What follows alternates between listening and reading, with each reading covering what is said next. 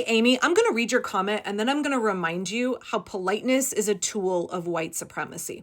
You said to me in a video where I was responding to a woman who had pro Maha MAGA content, pro RFK Jr. content, thanking Donald Trump, and then complaining about grocery prices. My gentle call in to her, my gentle critique of her, to that video, you said, let's be clear, calling out a woman who she doesn't know for not agreeing with her politically is not polite. So I will remind you, Amy, once again, politeness is a tool of white supremacy. It's also a tool of the patriarchy. It is used to control people of color. It is used to control women. In fact, you are so perfectly illustrating that here. Now, I'm not going to be rude to you in my explanation, but I'm going to be clear and direct. I'm not going to mince words. I'm not going to use femme dialect. I'm not going to use passive speech because that's not who I am as a person. And because doing that, performing that behavior is being complicit in white supremacy and it's continuing to uphold the patriarchy, which you are doing here. You are attempting to silence me by claiming that I am not being polite. And I want to talk about that a little bit more. When women are assertive, when we are direct, when we are not afraid to call a fig, when we are not afraid to factually describe an issue, when we don't use simpering passive speech, when we don't talk around an issue, we often get called impolite. Politeness is a standard that is created by white men and used as a tool of control. You can invalidate somebody's argument. You can dismiss their just cause if you feel that they are not performing politeness for you. And that is exactly what you are attempting to do here. There is a saying that polite women don't make history, and I actually have a whole playlist on feminine dialect, why I don't speak it, why I don't gentle my voice, I don't raise the pitch of my voice, I don't do Michelle Duggar, keep sweet baby voice at all. I speak in my real voice. I don't use passive-aggressive speech. I say what I mean. I do not participate in the enculturated behaviors of white supremacy and the patriarchy that are used to control us as women.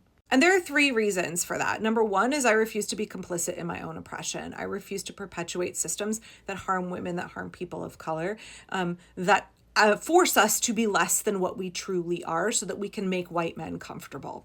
Number 2 is that I refuse to perform. I refuse to be something other than my authentic self. I'm not going to play a role to make white men comfortable.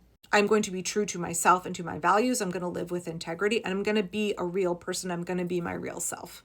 As someone who came from an evangelical homeschooling culture where I watched other women refuse to be their true selves, I watched other women be forced to play a submissive, docile role that was not who they truly were in order to comply with these cultural expectations and keep white men happy, keep the patriarchy happy. Watching the kind of vacant, soul-crushed look on their faces, watching them completely disassociate in order to continue to perform something every day of their life to fill a role that was not who they truly were, I refused to do that.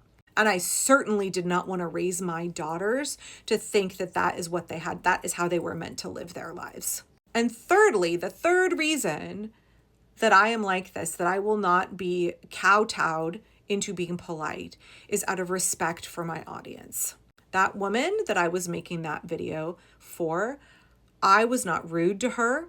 I was not callous. I was not harsh. I was direct. I was clear in my expectations, in my disappointment, and in my hope that she could learn to do better. I respect my audience enough to trust that they will be adults who can handle their feelings and adults who can handle direct, frank conversations. I was treating the woman in that video as my equal. I will not infantilize another woman by acting like she can't handle hard conversations. I will not infantilize another woman by sugarcoating my words and saying less than what I mean. I will not infantilize another woman by showing her less respect than I show myself. Politeness is a weapon wielded by the patriarchy, wielded by white supremacy. As we saw very recently in that Idaho town hall, women who speak out, women who are not demure, women who say what they need to say, women who dare to speak as assertively and confidently as men in public, look at what happens to them in today's America. They are forcibly, illegally, bodily dragged out of public events where they have a right to be present and they have a right to speak by men who are scared. They are scared to see women not performing docility. They are scared to see women standing up for their basic rights. When you call other women impolite, what you are doing is communicating to men that you will stand aside and let them commit violence against women, let them silence women, let them invalidate women's humanity, women's rights. This is a dangerous thing to say in American society today in 2025 as we rapidly descend into fascism. These are dangerous words. These words say that you are not safe around other women.